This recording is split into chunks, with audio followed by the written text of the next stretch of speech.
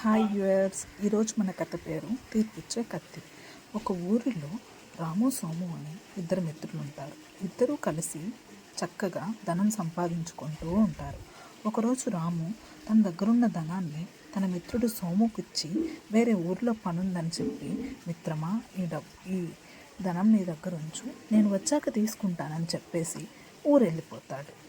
ఊరికి వెళ్ళి తిరిగి వచ్చిన రాము 2 రోజుల తర్వాత సోము దగ్గరికి వెళ్ళి, సోము, నేను నీకు ధనం ఇచ్చాను కదా, అది నాకు ఇవ్వవా, ఇప్పుడు నాకు అవసరం ఉంది అని అడుగుతాడు. అప్పుడు సోము, నువ్వు వచ్చిన రోజే నేను నీకు అది తిరిగి ఇచ్చేసాను కదా అంటాడు. కానీ రాముకి సోము ఇవ్వలేదు. రాము ఆలోచించి ఏం చేయాలో అర్థం కాక రాజు దగ్గరికి వెళ్తాడు.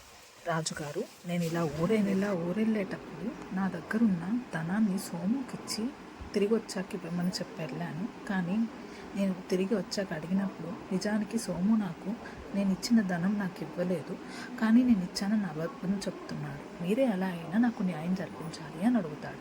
అప్పుడు రాజు తన భటులతో సోము దగ్గరికి వెళ్ళి రేపు న్యాయస్థానానికి రమ్మని ఆదేశించమని చెప్తాడు. అప్పుడు భటులు వెళ్ళి సోము దగ్గరికి రేపు తీర్పుకు రావాలని చెప్తారు. సోము రాము ఇద్దరూ కలిసి అక్కడ తీర్పు సమావేశం దగ్గరికి వస్తారు. అప్పుడు జనమంతా ఆసక్తికరంగా చూస్తూ ఉంటారు, ఏం జరగబోతుందా అని. ఇక్కడ విచిత్రం ఏమిటంటే, రాజు దగ్గర ఒక మహిమగల కత్తి ఉంటుంది. ఆ కత్తి దగ్గరకు వచ్చి తమ 2వ వేలు పెట్టి, చూపుడు వేలు పెట్టి ఎవరైతే అబద్ధం చెప్తారో ఆ కత్తి వాళ్ళ వేలుని కట్ చేసేస్తుంది. అది ఆ కత్తికున్న మహిమ. మొదటిగా రాము కత్తి దగ్గరికి వెళ్ళి, నేను ఊరికి వెళ్ళేటప్పుడు సోముకి కొంత ధనం ఇచ్చాను, కానీ అతను నాకు ఇవ్వలేదు అని చెప్తాడు. అందరూ చూస్తూ ఉంటారు. కత్తి రాముని ఏం చేయదు. రాము వెనక్కి వెళ్ళిపోతాడు. సోము వెళ్తూ ఉండగా తను ఒక ఊతకర్ర తీసుకొని వస్తాడు.